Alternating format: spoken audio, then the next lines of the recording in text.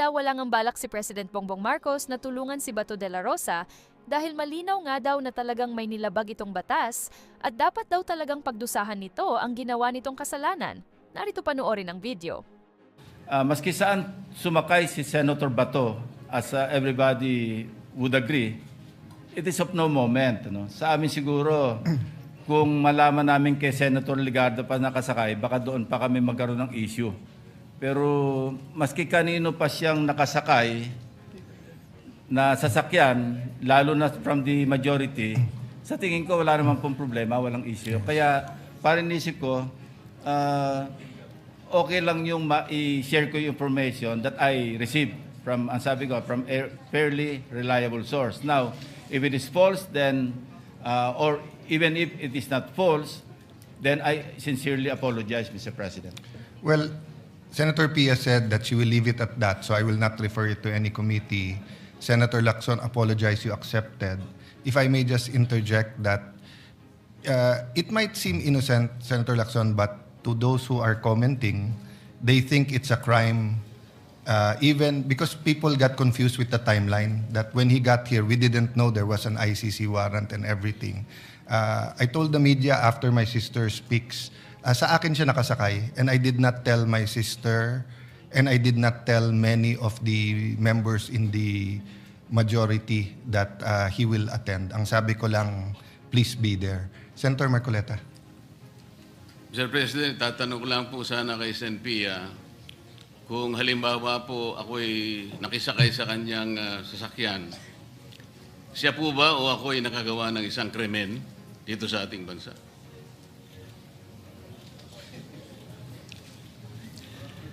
Sa akin lang po, kung kahit sino sa mga kasamahan natin dito na they need a ride, na nangyari na yon. Minsan may event tayo, sumasakay ako sa kotse ni Senator Mig Zubiri, nakasakay na rin ako sa kotse ni Senator Loren, nakasakay na rin ako sa kotse ni Senator Angara. Sino pa sa inyo hindi nagbibigay sa akin ng ride? I would be happy to give a colleague a ride. But I'm just saying, that's why I had to repeat na I don't have an issue with Senator Bato arriving in the Senate. I have an issue with the aspersion of malice na parang patago kong pinarating dito na gamit ang kotse ko na walang katotohanan. Kaya to answer your question, wala naman hong masama doon. Yun nga po eh. Siya na rin po ang umamin na wala naman pong masama, ay ba't kinakailangan pong gawan pa po ng post yun?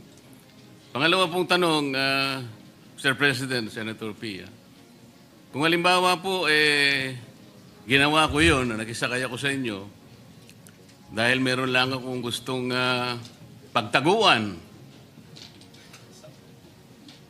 Hindi po ba napagtitibay natin, nakasabihan nating mga Pilipino, at nakuha ko naman talagang magtago dahil nakisakay nga ako sa inyo.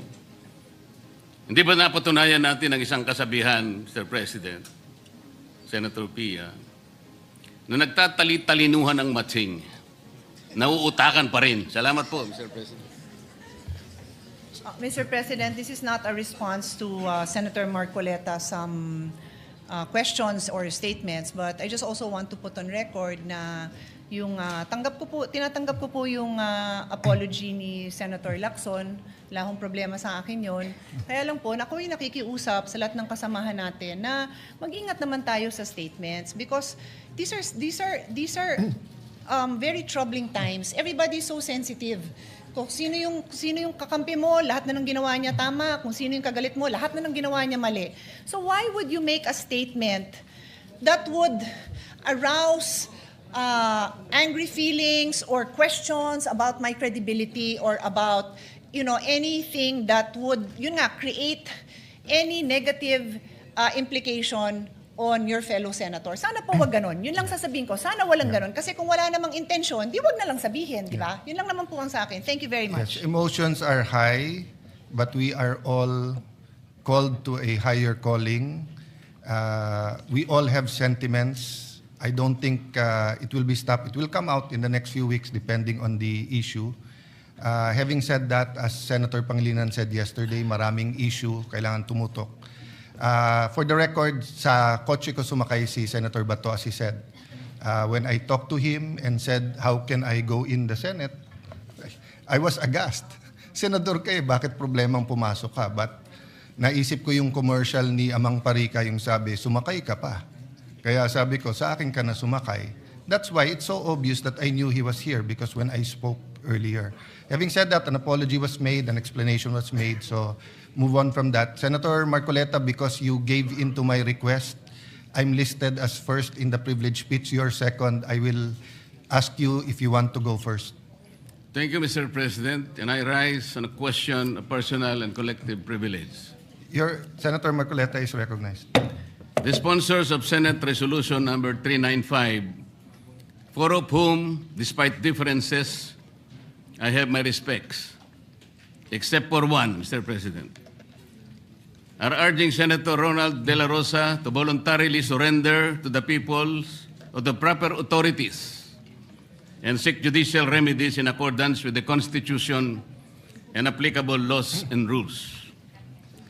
Mr. President, You wanna? I respectfully oppose this resolution on the ground that the moment Senator De La Rosa surrenders, he will be immediately brought outside Philippine territory and deprived of the protection and remedies of Philippine laws and courts. To surrender Senator De La Rosa is to effectively surrender Philippine sovereignty itself. The International Criminal Court Pretrial Chamber 1, Mr. President, has confirmed that it issued a warrant of arrest against Senator De La Rosa on November 6, 2025. It unsealed the warrant only on May 11, 2026. The warrant orders the arrest and surrender of Senator De La Rosa. Under Article 102 of the Rome Statute, to surrender Senator De La Rosa is to deliver him to the custody of the ICC in the Netherlands, a foreign jurisdiction where Philippine laws have no force and Philippine courts can do nothing. While the sponsors pretend that they want Senator De La Rosa surrendered to authorities in the Philippines, in reality, they want him handcuffed, dragged to the airport, dumped on a plane, and banished to the clutches of the ICC in the Netherlands. While the sponsors claim they want Senator De La Rosa to avail of Philippine judicial remedies, in reality, they want him removed from territorial jurisdiction of the Philippine courts and therefore deprived of the rights and remedies that every Filipino enjoy under our laws and constitutional protection of due process. In fact, Mr. President, if the sponsors will have their way, the Senator De La Rosa is transported to the Netherlands. The constitutional issues now pending before the Philippine Supreme Court will become moot and academic. The Philippine Supreme Court will be ousted of jurisdiction and prevented from fulfilling its constitutional mandate. There will be no end to this constitutional crisis, for in the years to come, the ICC, with much delight, will pick us up one by one, Mr. President. Only the Supreme Court, Mr. President, can stop this nonsense. The sponsors of Senate Resolution number 395 cited the service of warrants of arrest on the late former Senator Juan Ponce Enrile, former Senators Laila de Lima, and former Senator Antonio Trillanes. But please take note, Mr. President, they did not mention that their co-sponsor, Panfilo Lacson, evaded service of arrest warrant. The sponsors acknowledged that the late former Senator Enrile, former Senator De Lima, and former Senator Trillanes were all subjected to arrest warrants issued by local courts. For the record, Mr. President, all of them have exercised their rights under Philippine laws and availed of Philippine judicial remedies. Yet the sponsors are blind to the peculiar situation of Senator De La Rosa. Unlike the late Senator Enrile et al., who face arrest warrants issued by Philippine courts, Senator De La Rosa is facing an arrest warrant issued by the ICC, a foreign court which jurisdiction the Philippines does not recognize anymore. Moreover, unlike the former Senator Enrile et al., who availed of the rights and remedies of Philippine laws and courts, Senator De La Rosa will be deprived of all this, as he will be banished to foreign land on the other side of the planet, beyond the reach of Philippine laws, and forever detached from his family and constituents. Therefore, if the sponsors are sincere in their desire that Senator De La Rosa be accorded the same rights and remedies as those enjoyed by Senator Enrile et al., they should not allow his surrender to the ICC. They should instead withdraw Resolution number 395. The sponsors recognize that under Republic Act 9851, it is the regional trial court that has exclusive original jurisdiction over offenses constituting crimes against humanity. This statement of the sponsors reinforces the position of the majority that the ICC warrant of arrest should not be implemented against Senator De La Rosa, and he must remain under the Senate custodial protection under the ICC arrest until the ICC arrest is quashed by Philippine court. First, Section 18 of RA 9851 provides that it is the Philippine Regional Trial Court that has exclusive original jurisdiction over crimes against humanity. Section 17 allows the transfer of jurisdiction to a foreign court only by way of extradition and provided by the Philippine court, provided the Philippine court is unable to try and decide the case. Therefore, RA 9851 itself bars the ICC from taking jurisdiction the acts attributed to Senator De La Rosa. Kagaya po ng nasabi ko na kahapon, Mr. President, wala po tayong extradition treaty sa ICC. At wala na po tayong membership sa Rome Statute sapagkat nag-withdraw na po tayo. Sa makatid, wala na pong treaty. Yun po ay nakasaad sa Article 17 ng 9851. Second, at the United Nations, the Philippine government, through the permanent representative, pronounced that the state policy under RA 9851, Philippine courts have the exclusive jurisdiction over crimes against humanity. It also declared that Philippine courts have the competence and capacity to try and decide these cases. Kung ganun po pala, this is the national policy already articulated even before the halls of the United Nations. Bakit pinipilit pa natin na iserve ang isang warrant of arrest na hindi na natin kinikilala ang jurisdiction ng lintik na ICC na yan? Hence, the Philippine state policy is to assert and exercise local jurisdiction rather than recognize foreign jurisdiction such as that of the ICC. Third, the Philippine government has assumed and exercised local jurisdiction under RA 9851 over the crimes arising from extrajudicial killings allegedly committed by Senator De La Rosa. Philippine local jurisdiction already set in when Senator De La Rosa was served a subpoena by the CIDG in connection with its investigation of said extrajudicial killings. Senator De La Rosa has stated that he is ready to respond to the subpoena. It is of no moment, Mr. President, that today the CIDG withdrew the subpoena.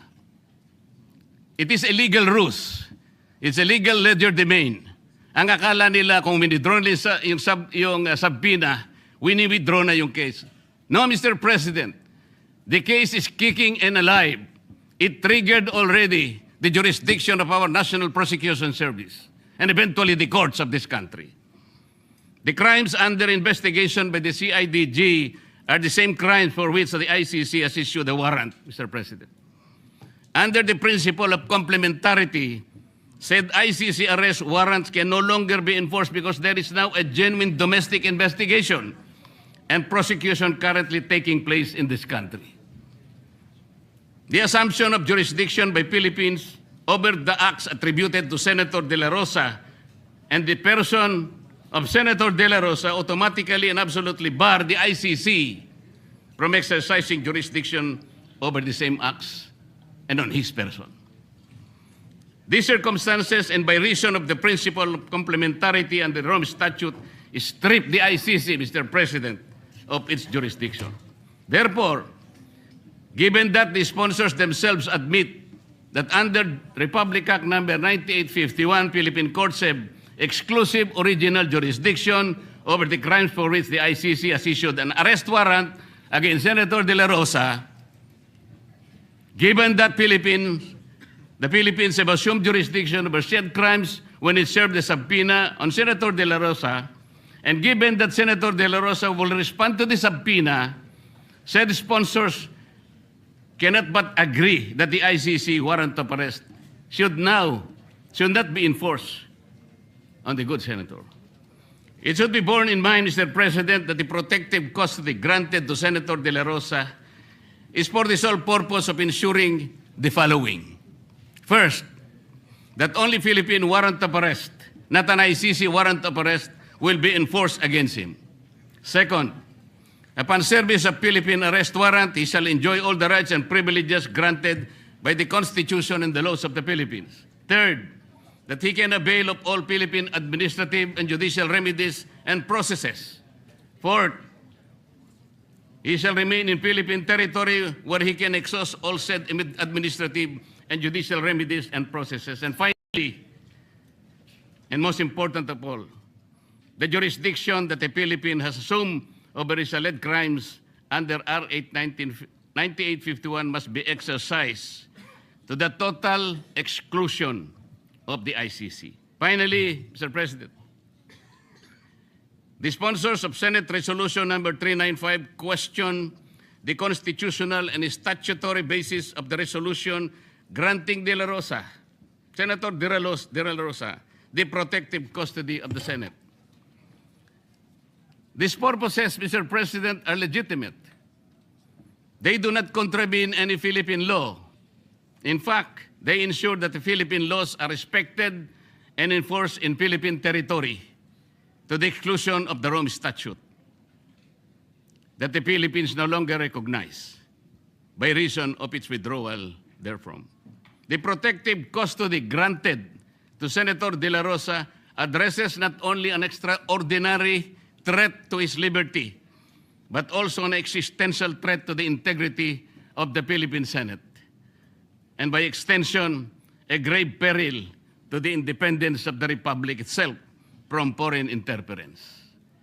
It is a threat emanating from a source that the Philippine Constitution laws did not anticipate. A foreign entity, Mr. President, the ICC, which jurisdiction is not only questionable but also lost due to the Philippines' withdrawal from the Rome Statute. The protective custody addresses a threat whose profound ramifications include regime change and outright interference in the sovereign affairs of the Philippines. To give inroads to the ICC is to enable it to structurally alter the Philippine Senate and disenfranchise Filipino voters for the arrested senator will be rendered futile, whose votes for the arrested senator will be rendered futile and meaningless. The ICC will transform Philippine agencies as its own puppet and tools and hold hostage Philippine officials, civilian and military, against whom it can initiate prosecution anytime and in perpetuity. The Senate's custodial protection is born out of self-preservation, which is the first law of nature for both men and institution, Mr. President. The Philippine Senate has granted custodial protection to witnesses in order to ensure the continuity and integrity of its legislative hearings. It is with more reason that it can and should grant custodial protection to its members to enable them to discharge their mandate unmolested by a foreign entity like the ICC and its local tentacles and subalterns. The Philippine Senate and its members enjoy privileges and immunities under the Constitution and laws so that they may discharge their functions effectively, efficiently. Specific privileges and immunities were designed to address the usual disruption to these functions. However, they did not anticipate disruptions from a foreign source. Thus, a purposive interpretation of the Constitution and laws is necessary in order for the Philippine Senate to meet new forms and sources of challenges. For this reason, Mr. President, it adopted Resolution number 44, and implemented the same with respect to Senator De La Rosa. The Philippine Supreme Court did not also see it coming. It has to do its job and rise to the occasion, Mr. President. In the end, the dignity and integrity of the person of Senator De La Rosa, as well as of any member of the Senate, including the sponsors, represent the dignity and integrity of the institution of the Philippine Senate vis-a-vis foreign interference. Resolution number 395 will weaken its dignity and in the process destroy its integrity as an institution that stands as the last bastion of democracy. Dapat lamang na ibasura ang resolution number 395. Maraming salamat po, Ginoong Pangulo. Former Senate President, Minority Leader Senator Soto is recognized. Thank you. Mr. President, parliamentary inquiry. I definitely don't mind after Senator Pia Cayetano took the floor because of the allegation that was brought out in media about her. So I definitely support that. But I wonder what happened to our agenda because after the roll call and after Senator Pia Cayetano, I was expecting the reading of the journal be approved and in the reference of business before the privilege speeches. So may I know from the majority To answer leader? the Minority Leader, it's not a privilege speech. He rose on a Yeah, I know. matter It's, of collective and personal privilege, which can be done anytime. Yes, and which has I mean priority. Senator Pia Cayetano, there's no Yes. problem with that. What I'm saying is that Senator Marcoleta, I I told see. him he can go ahead of me sa privilege speech, but he chose to rise on a matter of personal and collective privilege All right, instead so- of a privilege speech. That's my right. understanding. All right, so my question actually is for the majority leader, but if that is the answer of the... That's my understanding, Majority Leader. Am I correct? then we will do away with the agenda if that is the case. Go ahead. Actually, that's not true, Minority Leader, because the question of personal and collective privilege can be as simple as you cannot hear the sound, may tubig na tumutulo, or may mga police or NBI sa labas. So, collective and personal. Having said that, he gave his speech and we can now go to the agenda. However, Senator Padilla actually had the floor last night, and we only asked him and Senator Pangilinan if we, and of course, the graciousness of the Minority Leader, that we adjourn. So Senator Pangilinan is raising his hand and Senator Padilla is raising. What's the pleasure of Senator Pangilinan? But yes, go ahead, please. Just a quick manifestation on the Yeah, if it's a Senator Padilla, manifestation lang, no? yes, just a quick manifestation Yes. on the earlier speech delivered by Senator Marcoleta. Mr. President, I understand the resolution has yet to be referred. Yes. It has not been calendared.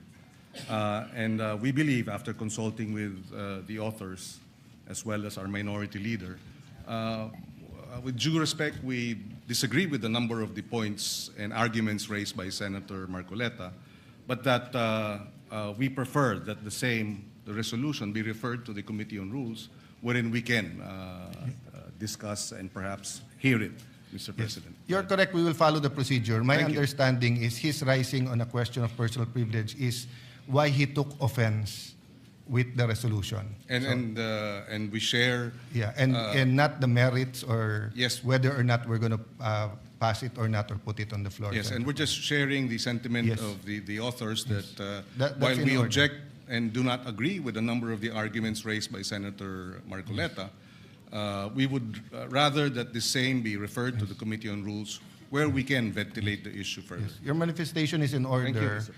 and at the proper time because it's not in our calendar of business. Yes, Senator, Mr. President.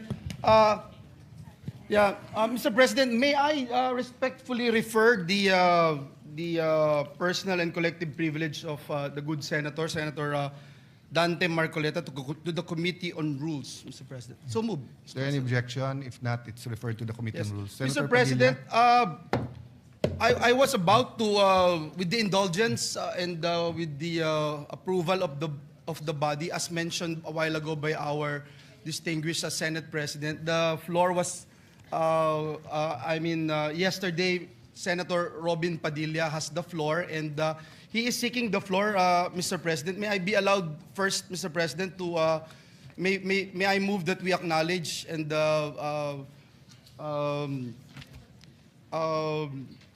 recognize the good gentleman, Senator Robin Hood Padilla. Senator Padilla, you're recognized. Maraming salamat po, Ginoong Pangulo, at sa ating pinunong mayorya. Mga mahal kong kasama, mga kagalang-galang kong kasama, at mga karespeto kong mga kasama, meron po akong naiwang usapin kahapon sa ating sesyon. Tungkol po ito sa asal o decorum ng isa sa ating kasamahan.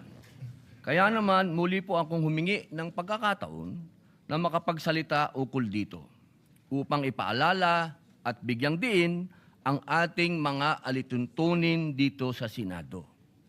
Naniniwala po ako na mahalagang mapanatili natin ang respeto, paggalang at kaayusan sa bawat pagdinig at talakayan. Ayon po sa ating rules, ang sabi po dyan, Section 93, Rule number 34, Unparliamentary Acts and Language.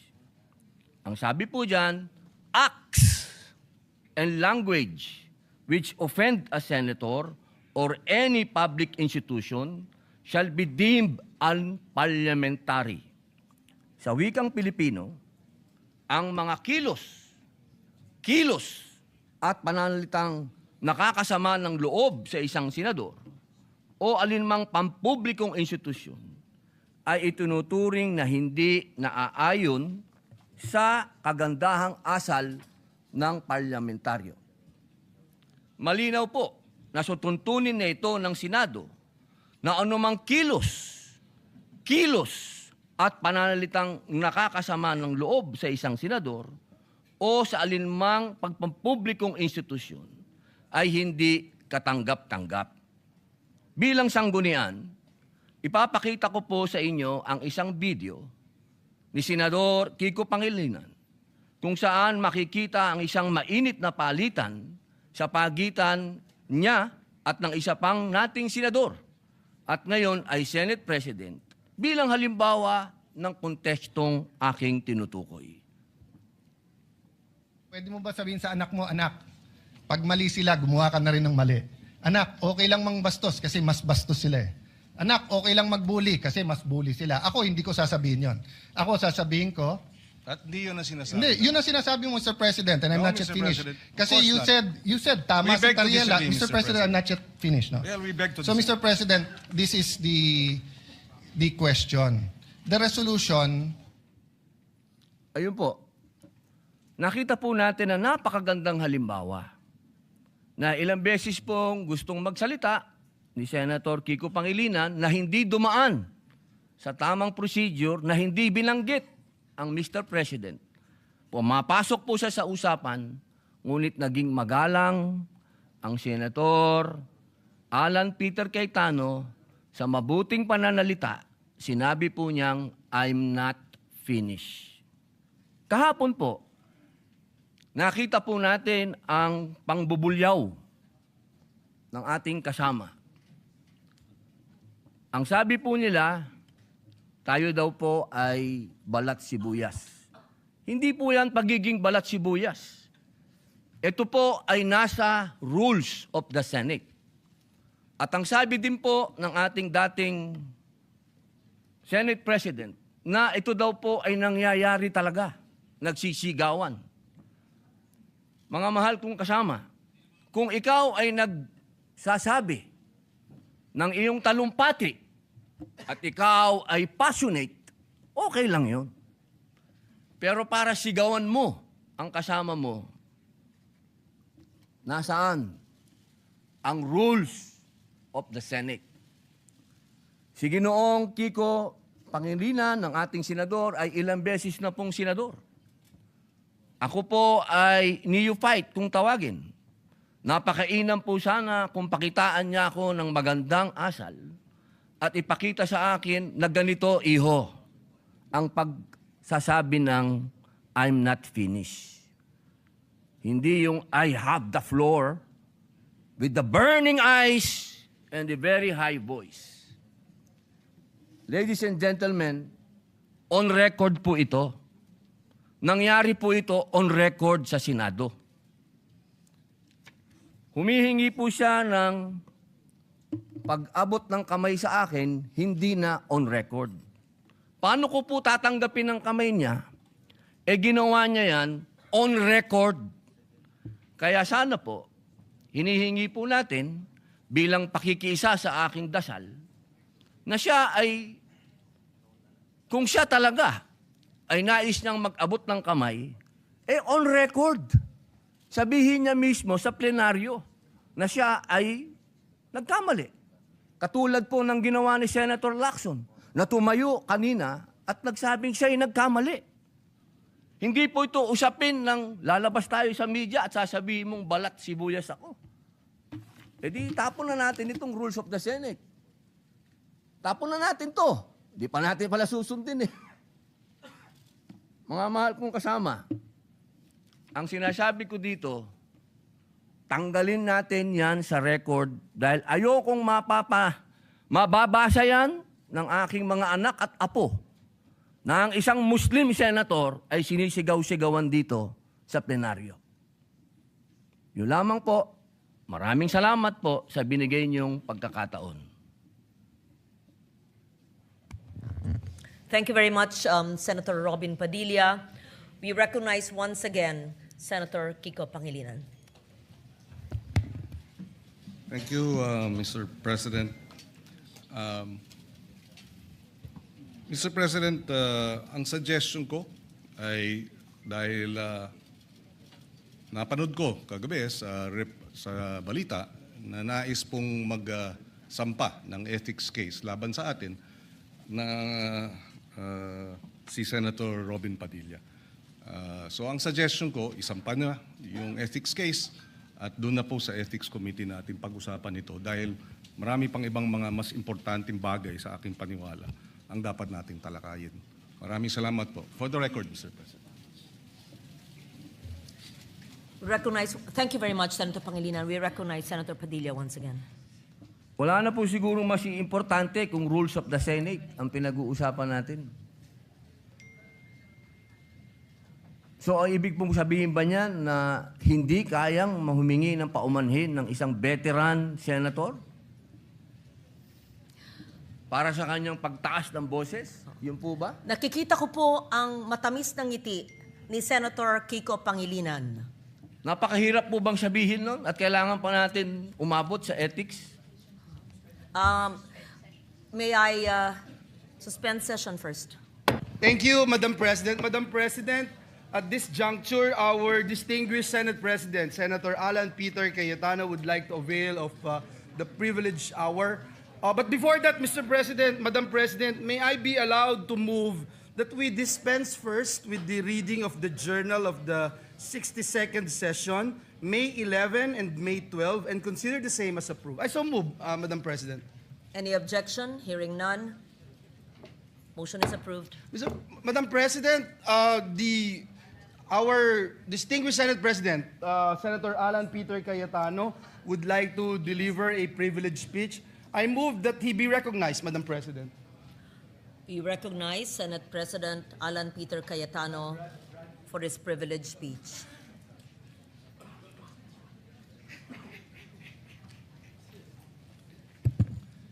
Thank you, Madam President. Dear colleagues,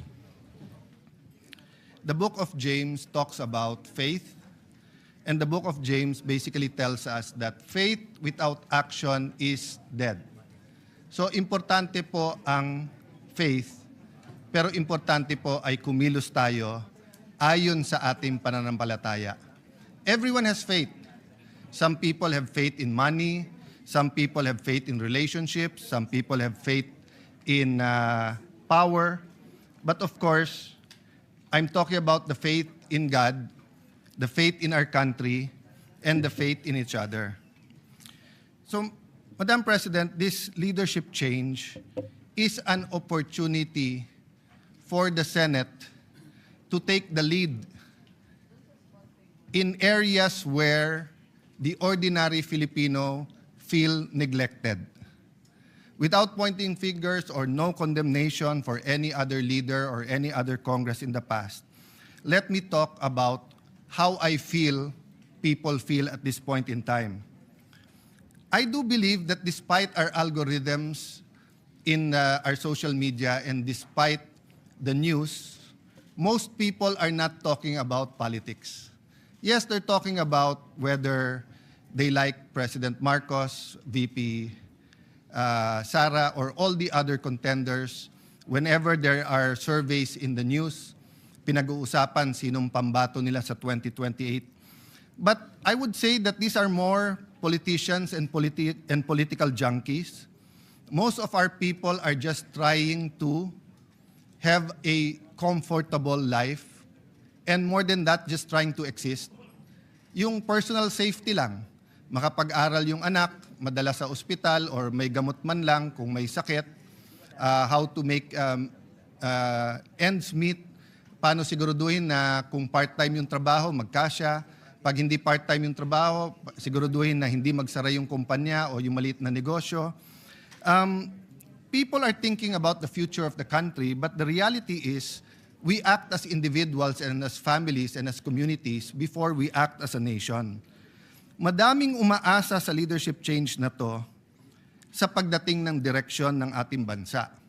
So we can keep talking about Senator Bato.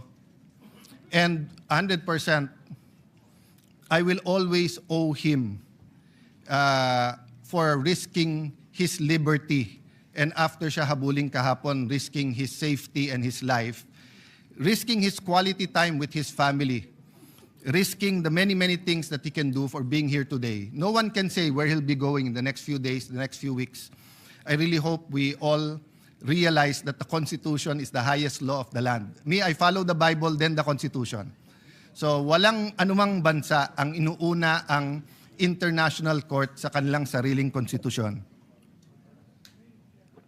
Kahit anong treaty po, sabi po sa Pangilinan versus Cayetano Supreme Court case na kapag kayong treaty o nilalaman nito o implementation nito, I'm paraphrasing, is unconstitutional, ang masusunod yung Constitution, hindi po yung batas. So putting that aside, putting aside, like everyone else, I am tempted to talk about politics or to talk about Senator Bato. When we talk about corruption, partly it is about politics because the mishandling of the flood control scam, and when I say mishandling, I'm talking in general, whether you talk about the ICC, whether you talk about the whole of government, whether you talk about the DPWH, whether you talk about the Blue Ribbon Committee, even myself, even my participation in any of this investigation or non-participation, nilalahat ko na. We all mishandled it for many reasons. We didn't start with the truth. We didn't start with sino ang most guilty, ano ba talaga ang ghost, ano po ang hindi, etc. But the point is, Mr. President, Madam President, napakalaki ng issue na to in terms of amount and in terms of time and saan na ilagay. To give you a perspective, 50 billion lang ang budget ng DPWH in the last year of President GMA.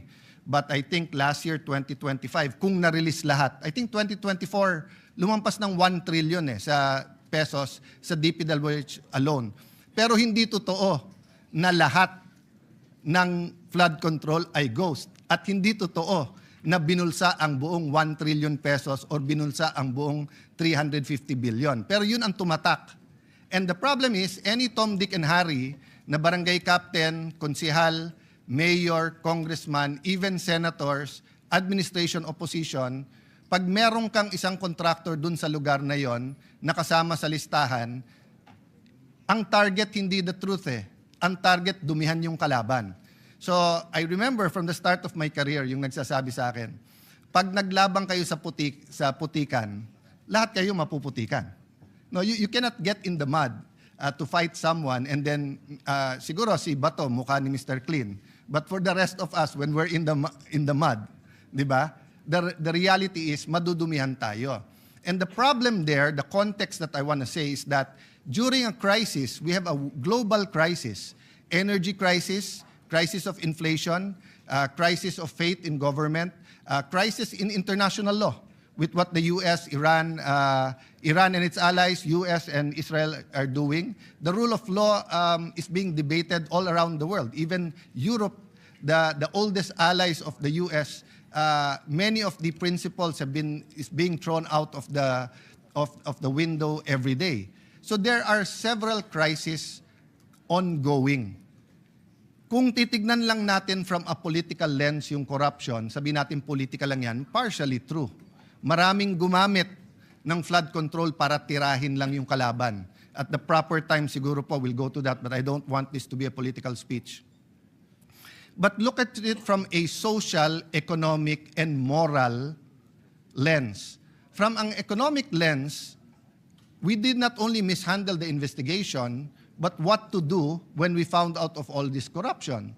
So government spending is so important to our GDP and productivity of our country, nag-slow down to. Until today po, hindi masyadong nagre-release ang DBM at nahihirapan pa rin ang DPWH at yung ibang ahensya na mag-bid. Maraming dahilan yan. Ito ho problema. Dalawa haharapin natin. Tag-ulan, so malamang maraming baha na dadating. And wala naman nagbago since the flood control scam So malamang marami tayong baha. God forbid, sana hindi. But ang problema towards the end of the year, opposite naman ang problema. Meron daw po tayong super El Nino. So sobrang init at walang tubig, apektado naman ang ating agriculture. I hope all the predictions about the calamity and the state of our economy will be wrong. I hope it will be very, very much rosy. But if you look at the GDP projections, for example, since the last quarter last year, 50% off So pag sinabing 5%, 2.5%. Pag sinabing 6%, 3% lang. Ang layo.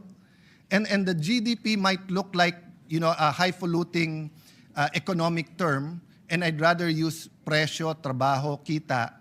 Masyado ba mataas ang presyo na hindi natin mabili yung dapat natin bilhin? Maliit ba masyado ang kita na hindi pa rin natin pwedeng bilhin yung gusto natin bilhin kahit mababa ang presyo? And trabaho. May trabaho ba ang tao? And not only trabaho na kumikita ang tao, but trabaho ba na may dignidad?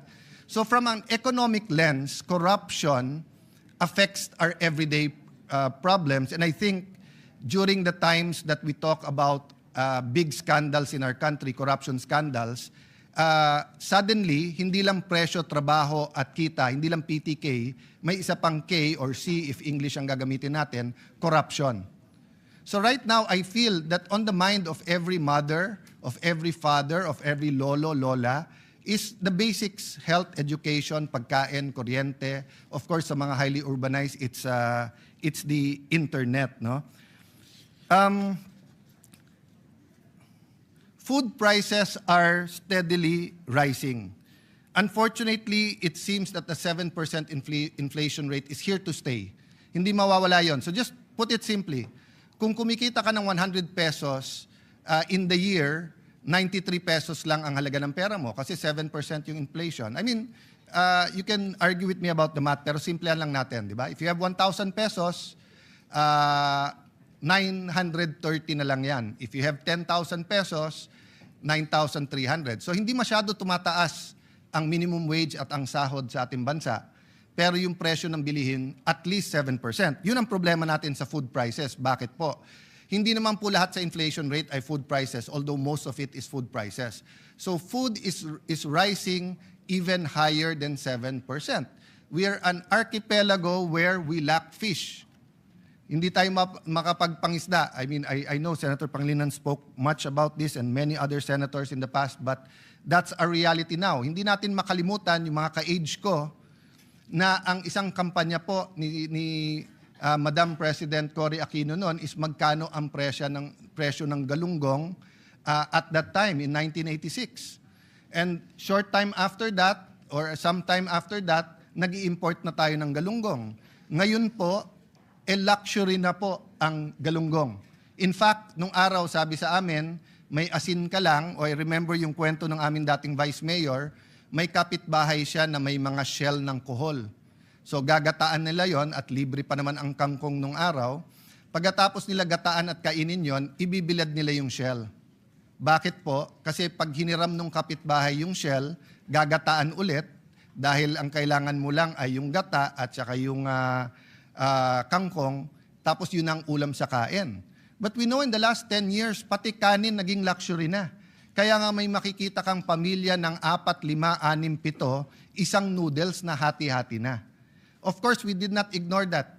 We have passed many laws making sure that we fortify even the noodles. We have kahapon, Senator Tulfo, yung AIX law. We have many interventions, no?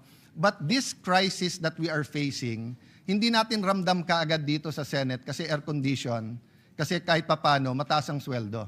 Di ba? Ang unang nakaramdam nito, mga tricycle driver, jeepney driver, yung mga naka-diesel. Pero nabigyan isang beses ng ayuda, that doesn't mean okay na sila. Kasi pababa ng pababa yung kanilang kita. More than 70 days after February 28, the economic slowdown is now affecting our investment level. Even the sentiment, nagdadahan-dahan na. And even yung mga sigurado, katulad halimbawa ng mga pharmaceuticals, medyo wala kailangan mo talaga bumili ng gamot kung may sakit ka. But most of our medicine is imported. And even those that are generic and are produced in the Philippines, to get them through Metro Manila with the traffic and the logistic costs have doubled. Not to mention if you have to bring it to Masbate, you have to bring it to Aklan, to Catanduanes, to Romblon. The logistics in Mindanao or even Batanes is incredible because again, apektado tong lahat. The prices of gas was expected to go back to normal during the first few days of the crisis. Unfortunately, tinamaan yung critical infrastructure. So halimbawa po, sa Qatar at Bahrain, nung tinamaan po ang natural gas, ang subproduct or yung byproduct ng natural gas is urea or yung pangunahing ingredient or ginagamit na fertilizer. So 3 kagad yung tama. Bakit? Europe uses liquefied gas or natural gas for heating. So tumaas ang presyo ng diesel dahil yun ang kapalit. Tapos nung tinamaan yung production ng yung mismong planta ng urea, tumaas ngayon yung presyo ng fertilizer. India, who has the best processing plants or one of the best and supplies to us and to Asia, ang problema, they have more than 1.4 billion people. And they also use heating gas, they also use diesel, they also use urea, and they are the first to say, we will not export rice, we will not export fertilizer unless our needs are there. So I thank the Vietnamese government for continuing to help us by the supply of rice.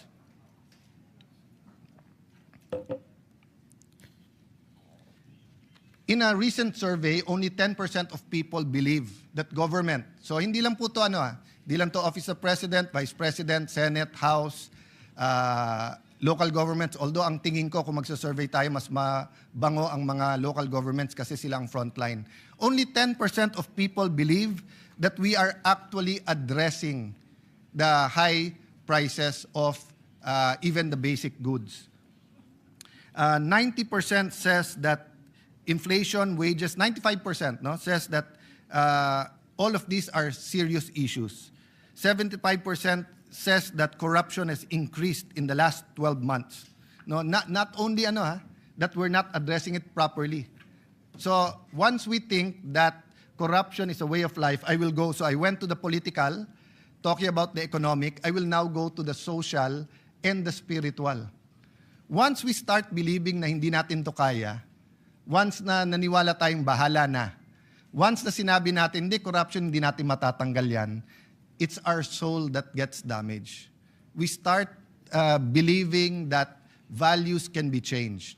We start believing that, konting corruption, okay na rin yan, etc. Economically, there are empirical facts that some nations, certain level of corruption did not affect their corruption. The corruption did not affect their economics, but it did affect their soul, and eventually it affected not only their economics, but their being one nation. In the group I've been with in the last few years, which is Transforming the Nation, one of the teaching is that there are 7 spheres or 7 mountains of culture: family, church, government, business, education, health, and media. Media is both the artistry and also the journalism.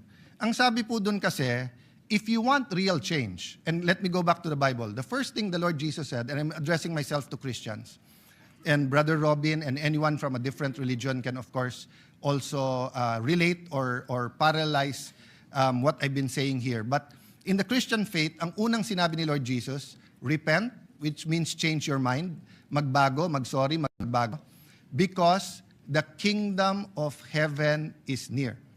At ang kasunod po dito as a priority, when the apostles saw miracles after miracles, they saw the Lord Jesus healing people, producing bread, producing fish when there was none.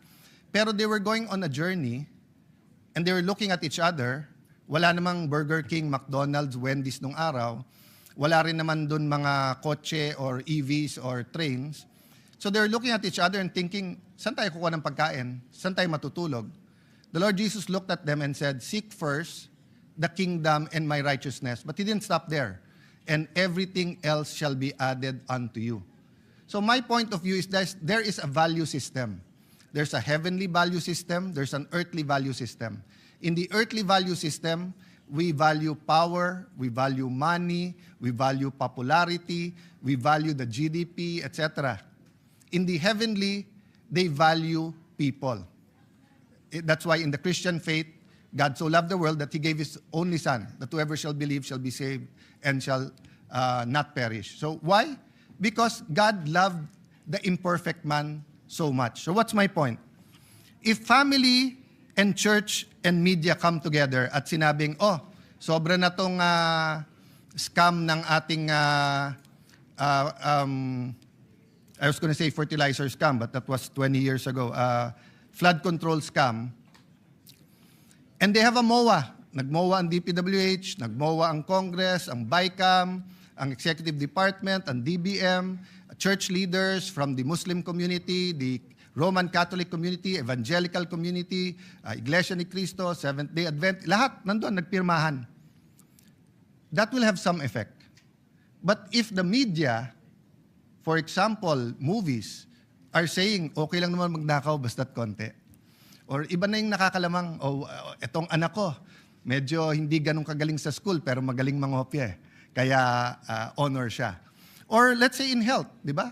Kung sasabihin sa kanya na, alam mo, hindi ka gagaling kung wala tong gamot na to, pero di ba na, nakawin na lang natin kasi corrupt din naman ang gobyerno.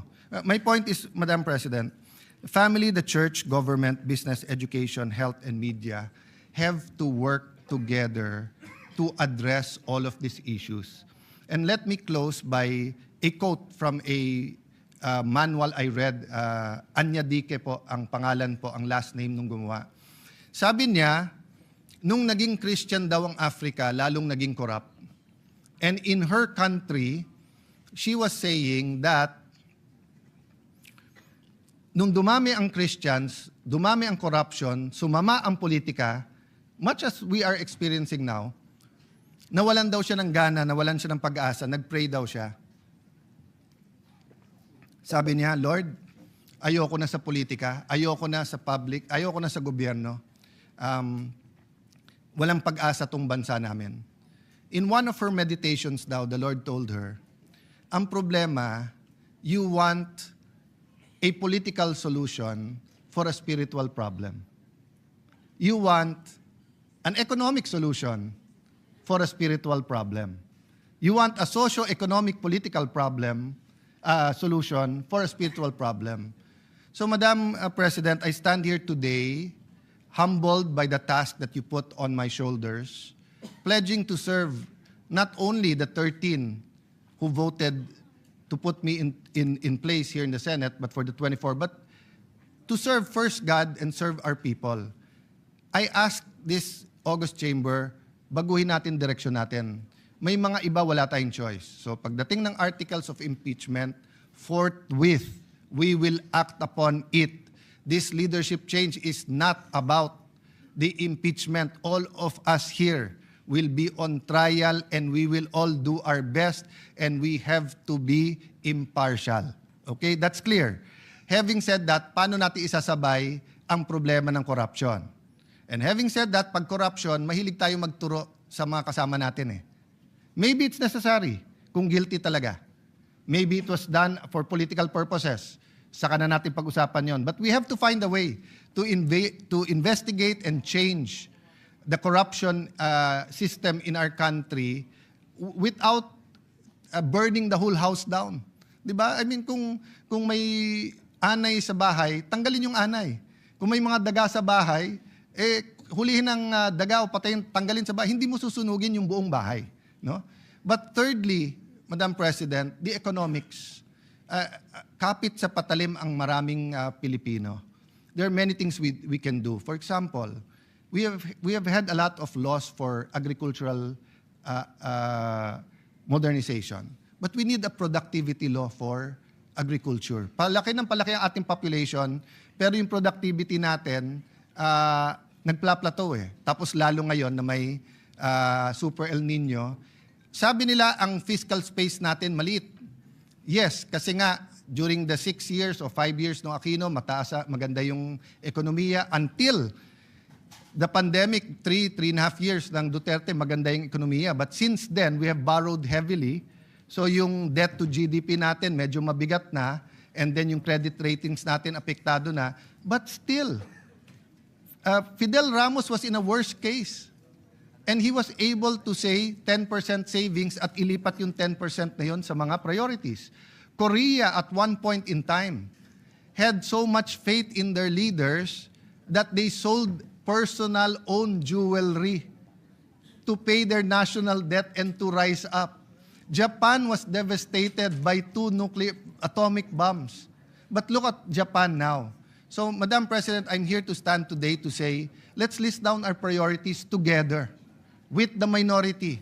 Ano yung 5, 7, 10 na pinaka-importanting batas?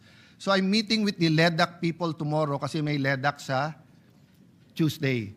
And hopefully, any member of this Senate submit to the Secretariat by tonight or tomorrow. Ano yung priority? But ang aking lang ipapakiusap sa inyo, wag muna yung personal advocacy kahit maganda. Ano yung game changers na mababago ang direksyon ng ating bansa? Many of our bills are important. Many of our bills have been pending for 50 years. Many of our bills are controversial. But I am sure there are 3, 4, 5, or maybe 7 or 10 bills in agriculture, in health, in education, in finances of this beloved country that we can do para pag sinabi, tara, trabaho na tayo. Hindi trabahong politika. Hindi trabahong tirahan, hindi trabahong bato-bato sa langit pag dumating sa Senado, sinong magagalit. Hindi po. Trabahong tapos na yun eh. Tapos na Monday, tapos na kahapon. I'd like to take this opportunity. Ang CIDG po nagsabi today, kung tama yung news report, they will respect our having custody of Senator Bato. So, hindi na siya isusupina. But with the permission of Senator Bato, if they want to investigate the EJK, they can come here and they can interview you. Di ba? None of us are above the law. I'd like to thank Secretary Remulla for the assurance that we will follow the law. The NBI, sinabi, iba dati, iba ngayon. So again, Madam President, yes, we will have to sometimes mention or go to the political aspects. No? I want to honor Senator Pia for saying yesterday, pwede ba ituloy ang hearing? So my good friend, nag-hello ako sa likod. I didn't know she'll be here. Waya, the farmers could have had their hearings. Di ba? Senator Erwin, ang daming pending sa kanya. I was assuring him, pag wala naman objection sa floor, lahat ng dapat i-sponsor na. But I haven't consulted all 13 of my colleagues yet because we didn't have time a while ago. I also wanted to honor one of our colleagues who stood up during the break, Senator Win Gatchalian, and did a good job sa Protect hearing. No, I also believe that talagang itatayo naman ng executive yung uplift. But tingin ko, napabilis at napataas yung uplift dahil sa Protect. So at the proper time, Majority Leader, if there's no objection from everyone, I would ask if today we can ask him to continue as chairman of Protect. Because precisely everything I've said today, maybe except the spiritual side, but Win is also a brother in Christ. And regardless of our religion, you know, the spiritual side is always there when we love our neighbors. So, Madam President, dear colleagues, thank you for this opportunity to give me this opportunity to express what really is in my heart and mind. So may God bless the Philippines and God bless us all as we humble ourselves before the Lord and God. Thank you very much, Senate President Alan Cayetano. We take note of everything that you said. And Majority Leader, Yes, when would Madam this be President, as much referred? as I wanted to give my views as well and not to belabor the list of our colleagues who wanted to deliver their speeches. The gentleman from Palawan, I think Senator Erwin Tulfo, would like to ask some questions. I move that he be recognized, Madam President. We recognize Senator Erwin Tulfo.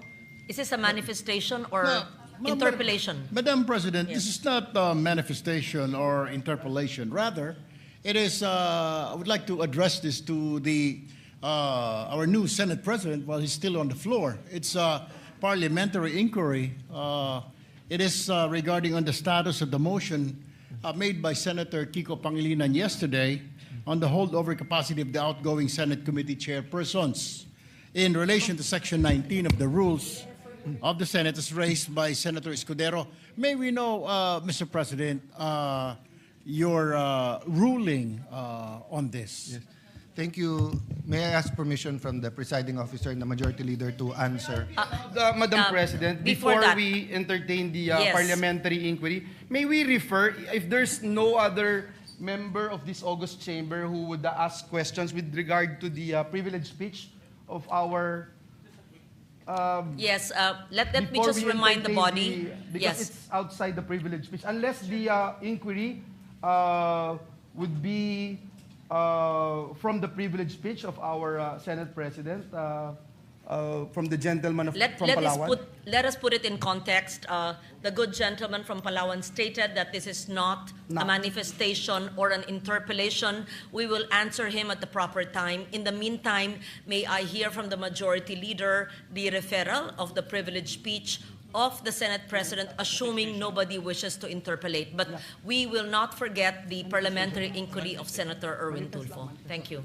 Yes, Madam President, I was told that the gentleman from Valenzuela, Senator Win Gatchalian, would just like to make a short manifestation with regard to the privilege speech. We May I recognize. move that he be recognized, Madam President? We recognize Senator Thank Sherwin you, Gatchalian. thank you, Madam President. Thank you, Majority Leader, and to our Senate President. Maraming salamat po at na-mention po yung Protect kanina at nagpapasalamat po ako dahil ito po ay brainchild ng ating Senate President Alan Cayetano, ang dati nating Senate President Tito Soto, and the former Majority Leader, si Senator Mig Zubiri.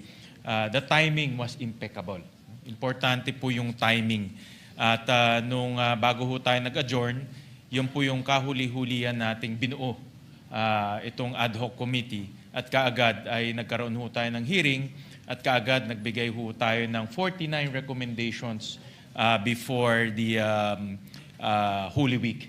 In fact, I will give a privilege speech on those 49 recommendations, of which halos kalahati po ay na-implement po ng ating executive branch. Importante po yung timing, no? Because timing is everything. At that time, kahit napapunta po tayo ng break, ang Senado ay umakto na mabilis para po ma-analisa, makita po yung problema, at magbigay po ng recommendation kaagad. Marami dito sa recommendation ay executive action, pero I agree with our Senate President, marami rin ho dito kakailanganin ng further study, further analysis, as well as legislative action. So, papasalamat po ako sa mabilis ng action ng ating kapulungan. Maraming salamat. Thank you very much, Senator Gatchalian. Let me just put on record na dahil nauna ang Protect Committee as chaired by Senator Sherwin Gatchalian, nung nakaraang susunod na araw ay doon nagtatag ng komite ang executive pagkatapos ng Senado, if And- my and Madam President. dates are correct. So thank you, Senator Sherwin. Madam We President. recognize Senator Cayetano. And the context of, I actually had a conversation with Senwin, but of course I said I'll consult the majority members. What I did, instead of attending the Protect, because I saw you very decisive there, I saw Senator Marcoleta, Senator Joel, I think Senator JV attended. Of course, Senator Win was always there. Senator Erwin was there. So what I actually did is to ask businesses by groups, pharmaceutical, manufacturers, EVs, to meet me in a small room, 4-5 at a time. Yung iba, I didn't ask them permission to ask their name, but sabi ko, Senwin, in a big business group, no? So yung pinaka dumating sa akin, humahanap sila ng clarity. But yung mga kwento nila, for example, FDA. Pero sabi nila, sir, panay FDA pinag-uusapan nyo, pero problema din namin yung HTA. Di ba? So tapos, sir, importer kami, but to get it to the rest of the country, mataas ngayon. So you might think just because we're a multinational, yung toll doesn't matter. The toll can determine kung tataas ang presyo o hindi, 'di ba? So hindi lang so I'd really like to give them an opportunity if they want to. And Senator Win said that that's a good idea. That's why I think tama naman si Sen Win na 'di ba parang ano yan parang first aid yung timing napaka-importante. But even if na-stabilize mo na, siya naman nag-stabilize during that time, baka pwede niya nang ituloy hanggang gumaling yung pasyente, which is our nation, no, and our nation's economy. That was the context there, Madam President.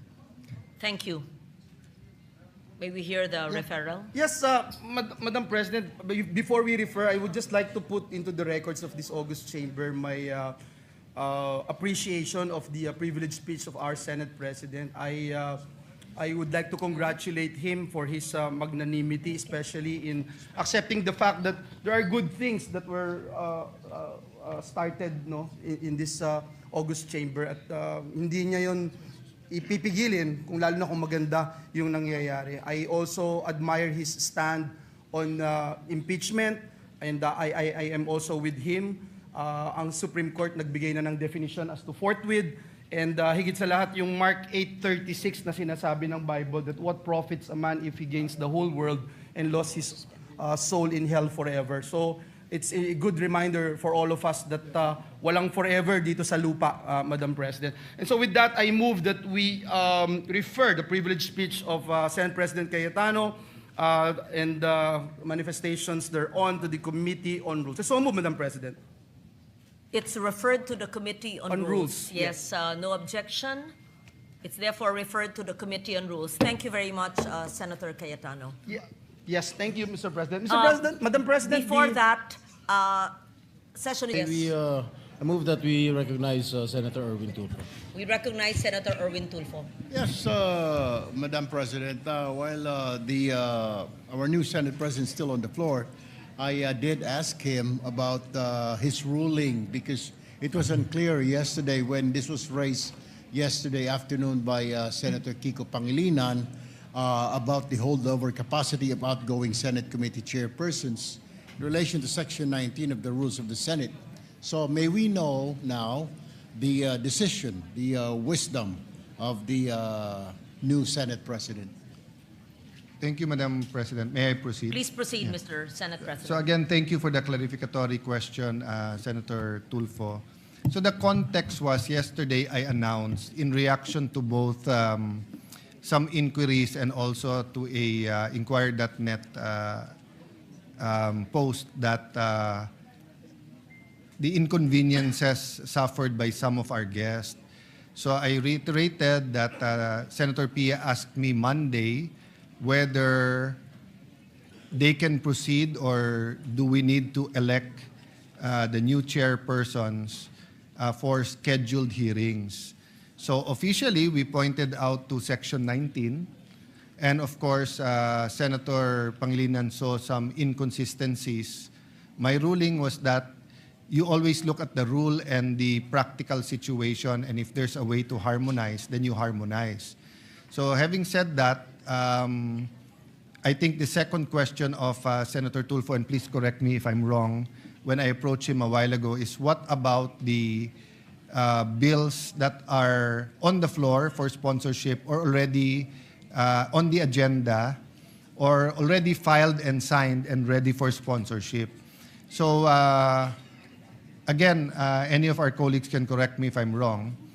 I was telling him if it's a non-controversial, meaning we all agree on it, we have the same direction, then it'll be a conversation between the new chairperson, the majority leader, and him and Senator Tulfo, because usually if you were already sponsoring it, the new chairperson allows you to sponsor it.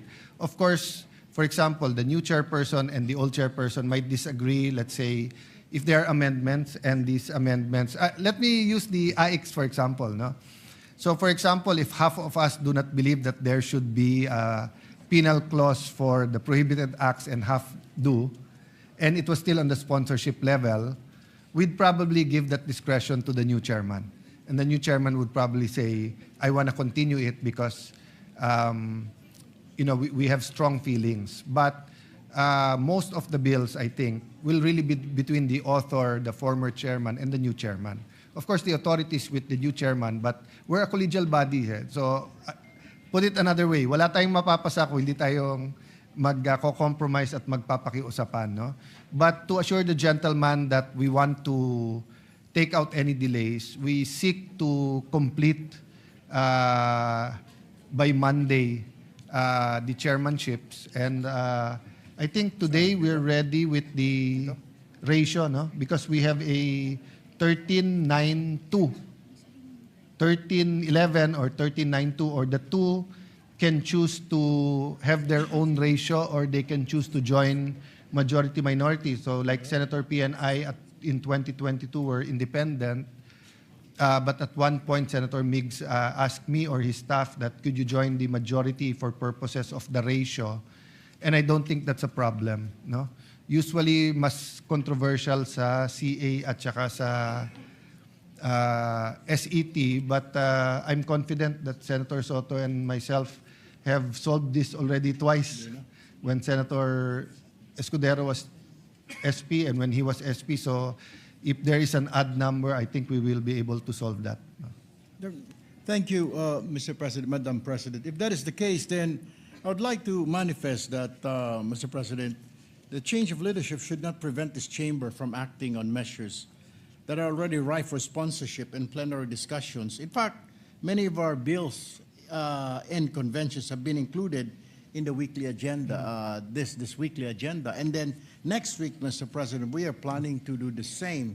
For example, like what you have mentioned, under my chairmanship of the Committee on Social Justice, the bill institutionalizing the AIX was passed yesterday. And we would like to thank the Senate President for that on third reading and ripe for BICAM. Under the Committee on Foreign Relations, though, Madam Chair, Mr. President, the four conventions of nuclear safety, liability, and management of hazardous waste treaties that ensure clear accountability measures in case of nuclear incidents are now for sponsorship. Also for sponsorship, Mr. President, are the Tokyo Convention, which seeks the recognition of qualifications in higher education, wherein our Madam President is one of the co-author for fair opportunities and dignity for Filipino professional students abroad. Also, Mr. President, Madam President, the status of visiting forces agreement with Canada and New Zealand, respectively, which aims to build a broader coalition in the Pacific and improve our disaster response. Therefore, Mr. President, respectfully move to allow the outgoing chairpersons to proceed with the committee hearings, sponsorship, and participation in bicameral conference proceedings for measures already referred to or acted upon by the respective committees until their successors, which I believe that will be on Monday, Mr. President, that's what you've said, shall have been elected or designated consistent with Section 19 of the Rules of the Senate. But there's a lot of bills, Mr. President, that are that needs immediate sponsorship. Case in point, Mr. President, Madam President, Senate Bill 1905, or the Act Providing for Magna Carta of Barangay Health Workers, sponsored by Senator Risa Hontiveros. Senate Bill 1511, Amendment to RA 9439, Act Prohibiting Detention of Patients in Hospitals and Medical Clinics. Ito po ay mga proteksyon para sa mga pasyente, Madam President, Ginoong Pangulo, na dapat po nating talakayin at maisabatas po at kailangan po, Ginoong Pangulo. Nariyan din po, Ginoong Pangulo, Senate Bill 1584, yung Amendment to Indigenous Peoples' Rights Act na sponsored po ng ating kasama si Senator Robin Padilla. Nariyan din po ang Senate Bill 1988, mandating accessibility, inclusivity in all tourism sites for persons with disabilities, senior citizen, is sponsored naman po ni Senator JV at Senador Camille Villar. Nariyan din po yung Senate Bill 2092, an act declaring Waling-Waling as the National Orchid of the Philippines, sponsored by Senator Loren Legarda. So, Ginoong Pangulo, ang tanong ko po, maaari po ba, if we are bound to follow the rules, specifically Section 19, shouldn't we follow the status quo, Mr. President? Senator Marcoleta asked if he can, Thank you, Mr. with the President. permission of Senator. Go ahead po. We recognize Senator Marcoleta. Interject. Thank you, Mr. President. I appreciate the problems being encountered by Senator Erwin. Pero masasabi ko po, Mr. President, mas maswerte siya sa akin dahil siya po ay nakitaan ko na ng napakarami pong mga bills niya na nag-transition na po sa third reading. May na-report na po yung mga committee, mga nakapag-report na po. At yung iba nga po ay naidepensa niya dito sa ating bulwagan. Ako po yung tatlong major bills ko po na inaasahan ko po sana na ma-fast track. Pagkatapos po ng 8 buwan, bago lang po na hearing, minsan lang po eh. Yung isa po, nasa pang 10 buwan na po, yung pong 12% VAT reduction sa sales ng electricity. Baka sakali pong ma-agenda na po for first hearing po. Wala po. Kami po ang dapat magreklamo sapagkat walang lumilitaw po sa mga inaakala naming mga major bills na makakatulong po sa ating mga mamamayan. Naintindihan ko po yung kanyang discomfort. Sapagkat gusto niya talaga na maisulong lahat ang mga inaakala niyang panukalong batas na makakatulong. Ganon din po ang representasyong ito, Mr. President. Pero hindi po ako nawawalan ng pag-asa kasi alam ko po yung ating legislative meal po ay unpredictable. Ang dami po. There are 1,001 factors that might come in and interfere in our deliberations and entire process of enacting a particular bill. So sana po ay magkaunawaan na lamang tayo. Hindi lamang po kayo ang naapektuhan. Mas lalo po ako, isip-isipin po ninyo, 10 buwan na po nakakaraan. Yung isa pong bill na para sa akin ay napaka-importante. Lalong-lalo na po ngayon sapagkat tumaas na po ang lahat. Yep. Hindi pa po, na-agenda na po last week, kaya nga nagkaroon po ng disruption ngayon. Baka sakali pong may agenda na sa lalong madaling panahon. Salamat po, Ginoong Pangulo. Madam President, to answer directly Senator Tulfo, may I proceed? Please proceed. Yeah. So first, for measures already on the floor, there's no reason it cannot proceed. We will have a majority caucus as soon as we adjourn. I think Senator Win will speak. I don't know if anyone else will speak. So as soon as we can start our caucus, we'll take that up. For COM reports that are not yet filed, it's more of prudence because we have to finalize the membership, the 1392. From 11-13, it was a 15-9 ratio. So there's a little bit of difference. But again, this shouldn't be a problem in non-controversial bills kasi nag-uusap-usap. Having said that, my suggestions also is that we resubmit what are our priority 10 bills. And then I personally will talk to the new chairpersons. If they will not hear it with a certain period of time, can we create a subcommittee? Which we usually do naman. I remember the first time I was Senator Angara. Ed was such a senior senator then, but sabi niya, Alan, create ng subcommittee, pero ako na mag-hear nito. And then he took over. And natuto ako sa ganun move kasi pati pala merienda, chairman magbabayad. Pero siya yung nag-hear. But bumilis tuloy lahat. No? The third one is maybe, I'm sure the minority leader will be in the LEDAC. Once we get a sense of the timing of the impeachment, we have to discuss either the legislative calendar and the schedule of the impeachment. Because if we can do both, remember when we talk about legislation, there's the hearings and then there's plenary. You need time for both. So assuming we agree on 3 or 4 days nung hearing, is that half day para meron pa rin legislative meal? Kasi kailangan mo din ng 1 day ng motion day. Lahat ng korte ay merong isang araw na may motion para masubmit. Tapos merong, usually, if I'm not mistaken, it's a Friday. Para nga during the weekend, mabasa lahat ito. Di ba? And that is barring any, my wife is from Bicol, from Tiwi Albay. So I ask you to pray harder with us na hindi mag-worsen yung sitwasyon ng mayon, di ba? Any calamity from the super El Nino to storms, linogs, or earthquakes, or yung pagputok ng bulkan, no? Whether it's in Negros or etong sa Albay, we'll definitely need, in our situation now, we'll need our attention, whether individually or as a group or the committee. So we really have to figure out as a body. So that was the essence nga nung aking speech.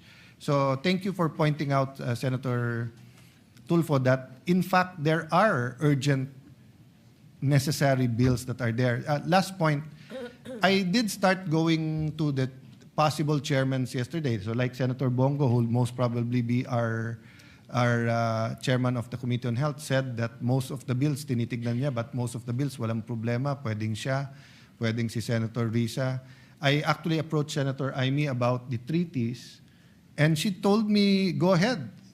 But then when I went to see her today, she said, go ahead, but malamang hindi ko kunin yung committee na yon. So mali pala yung nakonsulta ko. So I have to talk to sinong magiging chairman. And as you know, we are in need of a regular or full-time majority leader because Senator Joel Villanueva is not disposed to accept that position. If you want to join the majority, so far the majority leader is open, Senator Tulfo. Yeah, that's a good offer, but let me think about it, And Mr. that would President. give us an even number of 14, easier for computation. Let me seek divine guidance, Mr. President.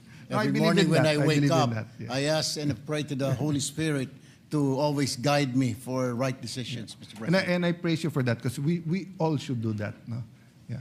Well, anyway, Madam President, Mr. President, we're amenable to that, to the creation of subcommittees. We hope that the new chairpersons, Mr. President, will honor your word. I will not stay longer, Mr. President. Therefore, we submit to the wisdom of our new Senate President. Thank you, Madam Thank you, President. Senator Tulfo. Thank you, Senator Tufo. We recognize Senator Risa Ontiveros. Salamat, Madam President. Not to interpolate the good gentleman from Taguig, but You're always welcome, and my Pateros. colleague in several congresses in yes. different times of crisis and of generosity in our country. You can interpolate me anytime. Salamat, Madam President, good gentleman. But it's really just to thank the good gentleman from Palawan dun po sa pagbanggit muli sa dalawa sa bills na hiningan ko ng clarification kahapon sa Senate President. Ang mga kalahating dosena ito. And thank you, Senator Erwin, sa pagbanggit muli dun sa Anti-Hospital Detention Bill at saka yung Magna Carta of Barangay Health Workers Bill. Dahil ito po, Madam President, itong dalawa ay halimbawa ng ready for amendments na on the floor. So, nagpapasalamat po ako kay Senator Erwin at dahil nag-motion sila kanina kung itatakal po yan, sinasegundahan ko po subject to the decision of the new leadership kung alin sa mga bills na ito sa iba't iba nating mga komite na hinug na for completion of a certain period, for example, in the legislative Yes. process, So- para at least maisara na po. So yun So lamang just for po, the information of Mr. Madam everyone, President. after the speech of Senator Win, the majority will go into a caucus. You're most welcome to join us if you're going to join the majority.